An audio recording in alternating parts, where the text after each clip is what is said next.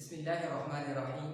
السلام علیکم ورحمۃ اللہ۔ امید ہے تمام اسٹوڈنٹس خیر و عافیت سے ہوں گے۔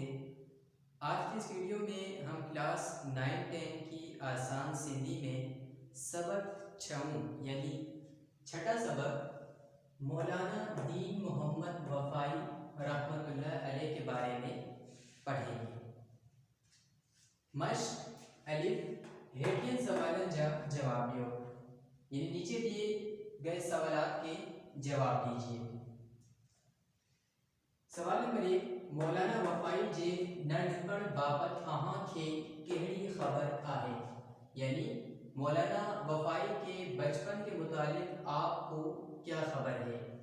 جواب، مولانا وفائی کو سندھ جی اعلیٰ شخصیتن ماں ایک ہو، یعنی مولانا وفائی بھی سندھ کی اعلیٰ شخصیتوں میں ایک تھے جن جے علمی ऐं ادبی کارنامن تے جیترو بھی ناز کجے اوترو گھٹ آہے، یعنی جن کے علمی اور ادبی کارناموں میں جتنا بھی ناز کیا جائے اتنا کم ہے۔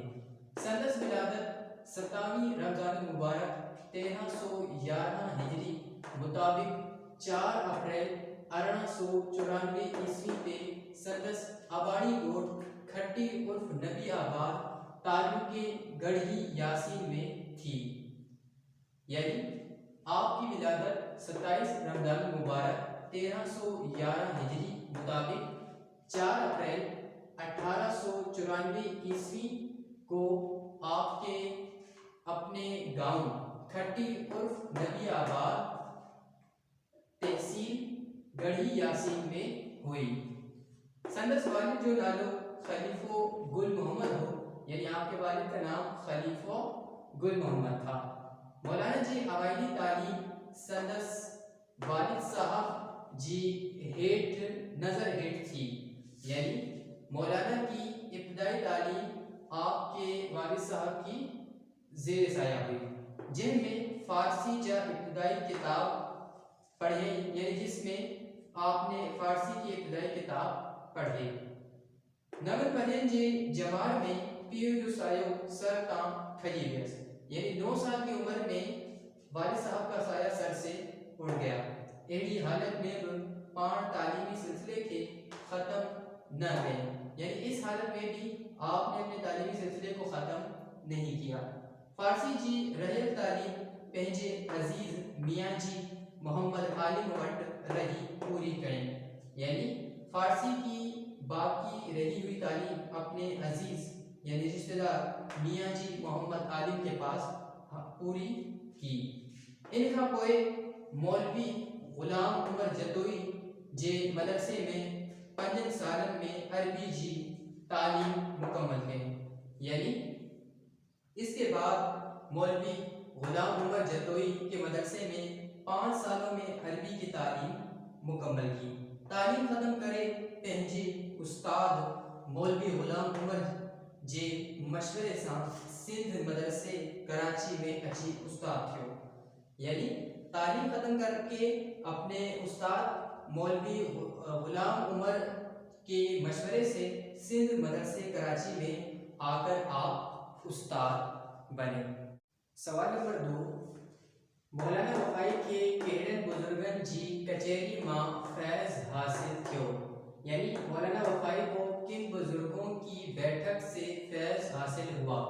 جواب، مولانا وفائی کے مخدوم حاجی حسن اللہ پاٹائی ऐं علامہ سید رشد اللہ جھنڈے والے بزرگن جی کچہری ماں فیض حاصل تھیو، یعنی مولانا وفائی کو مخدوم حاجی حسن اللہ پاٹائی اور علامہ سید رشد اللہ جھنڈے والے بزرگوں کی بیٹھک سے فیض حاصل ہوا۔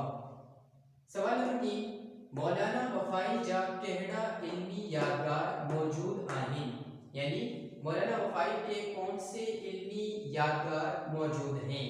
جواب، مولانا وفائی جے علمی یادگارن ماں الوحید اخبار توحید رسالو ٹیہارو کن کتاب پڑھ آہن، یعنی مولانا وفائی کے علمی یادگاروں میں الوحید اخبار، توحید رسالہ اور 30 کتابیں بھی ہیں۔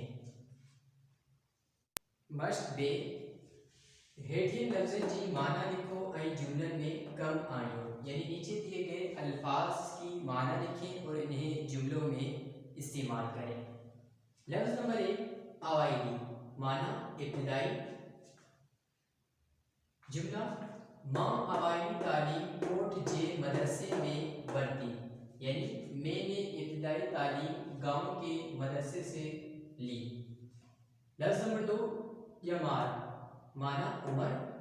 जुमला अल्लाह साईं जो शुक्र सही जमार करण घुर्जे, यानी अल्लाह ताला का शुक्र सारी उम्र करना चाहिए। लफ्ज़ नंबर 3 नामाचार, माना शोहरत।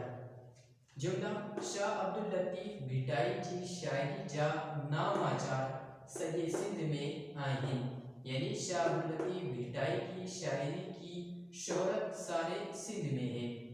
लफ्ज़ नंबर 4 महाभारी, माना अजीम।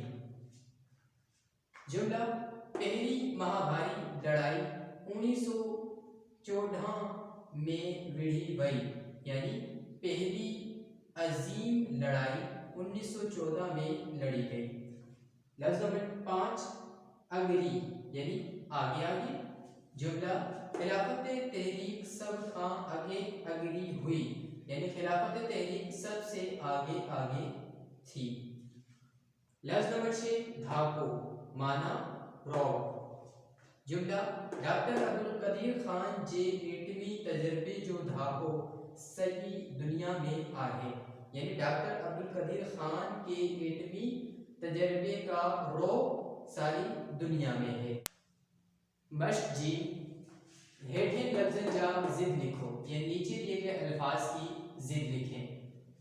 लफ्ज़ नंबर 1 कमाल, जिद ज़वाल, विलादत विसाल, इंतहा इब्तिदा, वालिद वालदा, आला अदना, खिलाफ मुवाफिक यानी मुताबिक, घट वध यानी कम, ज़िदाई इसकी वध यानी ज़्यादा, खादिम मखदूम।